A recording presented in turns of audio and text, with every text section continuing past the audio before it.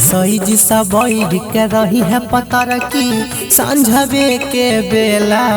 गे घुमई बहुत तरीके मेला गे घुमई बहुत पकड़ के मेला दुनु जहनी टिकट कटाई के संग में झूल बैठावर झूला गे घुमई बहुत तरीके मेला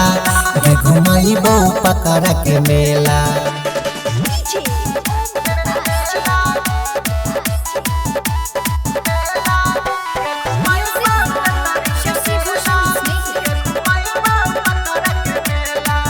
पहिले तो जाई के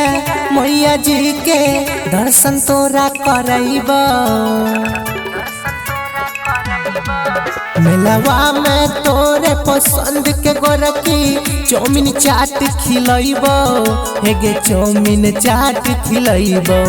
जदि रहतई भीड़ पतर की हे गए करबै ठेला मठेला गे घुमैबो के तरीके मेला गे घुमैबो पकड़ के मेला।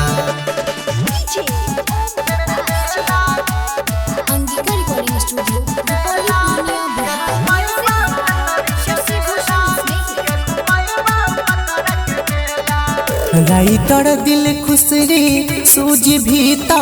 जाय छ हर एक बेरी जल्दी से सवर की सबर के आइब जो लगबै छी कत देरी हेगे लगबै छी कत देरी सब चल गेलै सवर के रौशन छौगे तोहर अकेला गे घुमैबो के तरीके मेला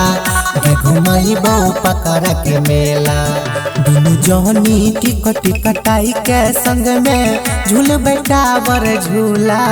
गे घुमैबो के तरीके मेला गे घुमैबो पकड़ के मेला। Angika recording studio Rupauli Purnia Bihar.